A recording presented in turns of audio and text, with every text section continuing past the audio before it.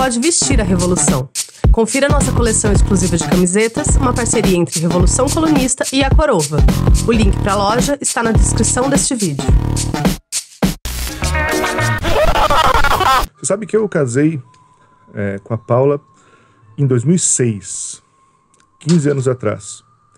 Nessa época, a gente morava em Curitiba, eu vindo de Pelotas, mesma terra do Eduardo Leite. Fui fazer faculdade de música em Curitiba, e a Paula vinda de Presidente Prudente, fazendo faculdade de dança em Curitiba. A gente se conheceu lá, nesse momento que Curitiba ainda não era conhecida como República de Curitiba, né? Os anos do governo Lula ainda. A gente se casou. E um tempo depois, a gente fez a nossa lua de mel, quase um ano depois. Na época a gente trabalhava bastante, não teve tempo nem dinheiro para fazer uma viagem, nada assim. Mas juntou uma grana e um ano depois, quase, a gente fez um mochilão para a Europa. A gente passou um mês no esquema mais mochilão mesmo, dormindo dentro de trem, comendo comida de supermercado e visitando vários lugares, né? Vários diferentes países, assim, dando uma rodada dentro da Europa. E foi difícil para mim aquilo, porque a gente cruzava de fronteiras de país quase todo dia, ou cada 2, 3 dias a gente cruzava uma fronteira, e toda vez que eu precisava cruzar a fronteira e apresentar meu passaporte e mostrar minha cara para uma autoridade policial, enfim, militar que estava ali na fronteira, eu ficava muito nervoso. Ficava tenso, tremia, me dava febre, me dava uma coisa muito ruim. A Paula me dizia: cara, por que tu fica com tanto medo? Por que tu fica tão nervoso, tão assustado? Eu falei: eu não sei, cara, eu só fico. É muito louco. Até que um dia ela olhou pra mim e falou: cara, assim, tem alguma coisa errada contigo? Tu tá carregando alguma coisa, não deveria estar carregando? Tem algum problema no teu passaporte? Tem algum documento que tá faltando? Tem qualquer coisa que possa chegar naquele policial e te dar algum problema? E eu olhei: não tem nada. E me dei conta que eu tava limpo, entendeu? Que eu não precisava ter medo, toda vez ter medo daquela situação. Mas é que isso me fez começar a pensar o porquê que eu tinha esse medo, né? E eu me dei conta o quanto os meus pais, mais especificamente a minha mãe, me ensinou a ter muito medo de exército e de polícia, né? Eu nasci em 1980, quando a ditadura ainda era corrente no Brasil. Óbvio que meus pais viveram a ditadura de uma forma muito mais intensa do que eu.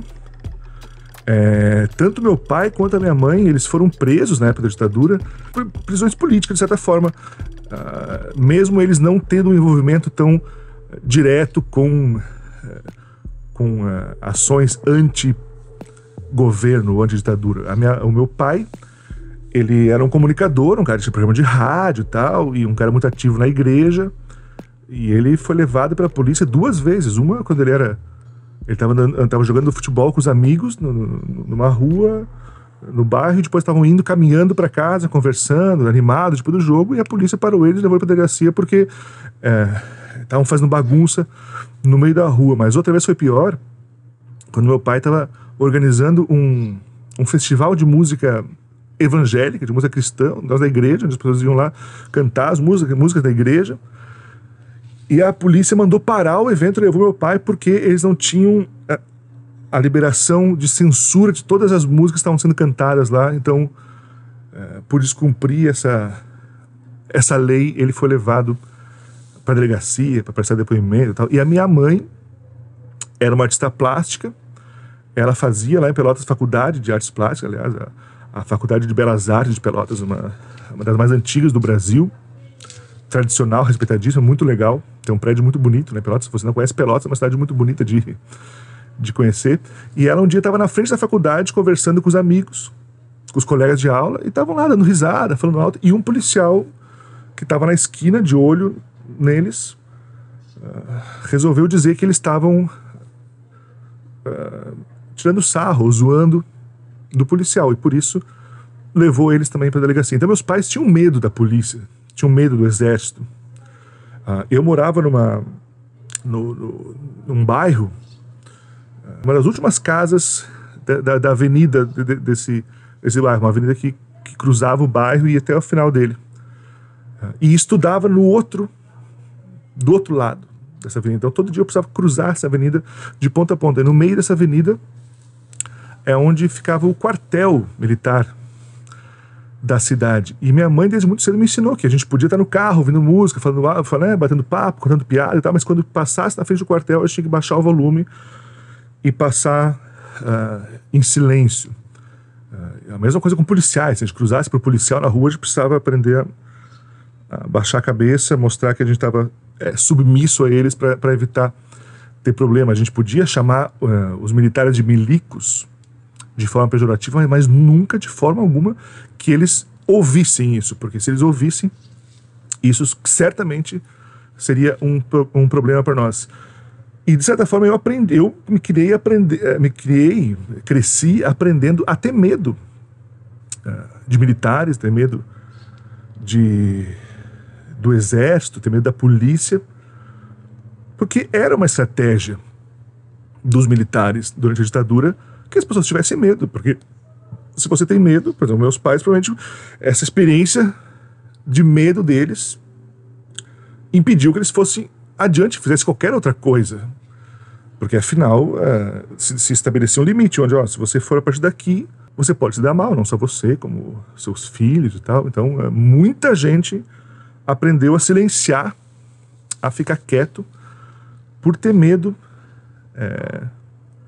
da polícia. A geração que nasceu depois do fim da ditadura talvez não tenha experimentado isso tão claro. Obviamente que o Brasil nunca foi um lugar, principalmente se você é uma pessoa negra, se você é uma pessoa que vive em periferia, se você é uma pessoa que vive em lugares há 500 anos com a mira da polícia para sua cabeça, talvez você nos últimos anos não tenha crescido com esse medo tão presente. Eu até hoje passo por policiais e me sinto sempre constrangido, me sinto sempre como se estivesse devendo algo para essas pessoas. Os meus filhos nasceram e a princípio não precisariam ter esse sentimento, mas eles mesmos já começam a ter de novo isso hoje. E por que a gente tem medo? Por que a gente tem medo dos militares? A resposta é muito simples, né? A resposta é muito simples, porque se você tem um grupo de pessoas que vivem em uma sociedade e a gente resolve decidir assim, quem vai fazer o que nessa sociedade? Você vai ser responsável por cuidar disso, você vai cuidar disso, você vai fazer isso, você vai fazer aquilo, e você aí, o seu trabalho é só nos proteger pro lado de fora, para que ninguém nos ataque, para que ninguém entre aqui e pegue nossas coisas. Você faz a nossa segurança.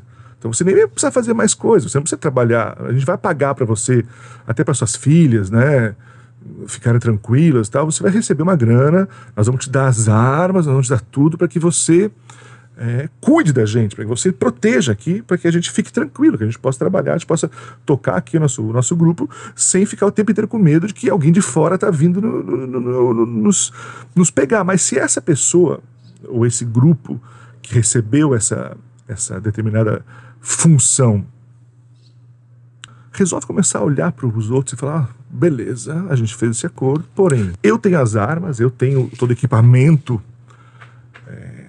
de fogo, de defesa, mas eu não estou gostando muito como vocês estão agindo. Eu sei que vocês pagam meu salário, eu sei que minha função aqui não é me meter no meio de vocês, mas eu vou me meter. E não esqueça que eu tenho as armas. E que pode ser que por acaso eu precise usar essas armas contra vocês. Isso desestabiliza completamente o grupo, porque não é possível. Não é possível que a gente tenha que ter medo internamente daqueles que têm por função nos proteger pro lado de fora, proteger a porta pro lado de lá, mas agora nos ameaçam internamente, sendo que a gente mesmo paga para eles existirem, para eles não precisarem trabalhar, para eles não precisarem produzir, para eles não precisarem fazer porra nenhuma, só para nos cuidar. E se você passa a ter medo de criticar determinada instância da sociedade, porque você pode ser sofrer uma represália e eventualmente ser preso e ser morto, isso é qualquer coisa menos uma democracia. Porque a democracia parte do princípio, inclusive, que você pode criticar os líderes, que você tem quase que a obrigação de criticar os líderes, porque faz parte do nosso acordo, faz parte do nosso jogo essa possibilidade de não concordar, de criticar. Quanto mais aqueles que têm os únicos, a princípio, que são autorizados a ter as armas, o poder de fogo dessa sociedade. E nesse sentido o medo se torna uma grande chantagem, porque você obedece, você respeita, você baixa a sua cabeça, não por realmente considerar aquela autoridade justa ou aquela autoridade válida, mas com medo de morrer, com medo de ser atingido, com medo de ser preso, torturado, você, sua família, seus filhos. Muita gente pergunta hoje, será que Bolsonaro vai dar um golpe no Brasil? Será que vai haver um golpe militar no Brasil?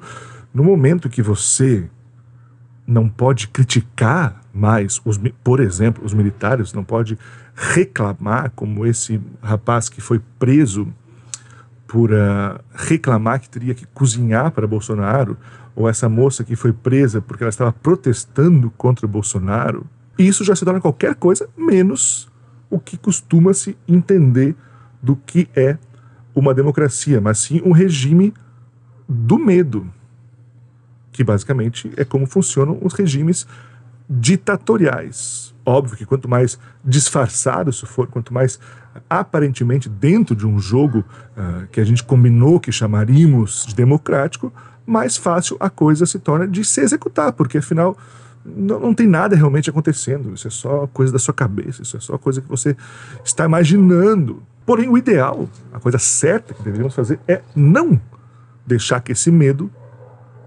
tome conta da gente, ou tome conta da sociedade, porque o medo é um dos principais fatores de organização social, né? A gente, como espécie, se organiza em bandos, inclusive por conta do medo de ser atacado, do medo de morrer, do medo de ser morto por um bicho, de ser morto por uma tempestade, por um raio.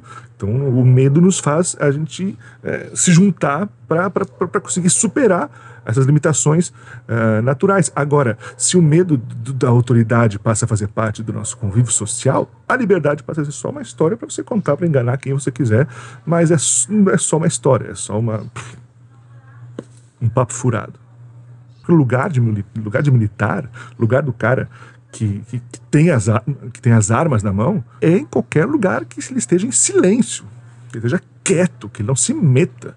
O militar não tem que dar um pio sobre política, não tem que dar um pio sobre opiniões políticas que ele possa ter sobre isso ou sobre aquilo. O cara que está com a arma na mão tem que ficar quieto. E os milicos, na verdade, eles é que deviam ter medo de nós. Porque é a gente que paga o salário deles e das filhas.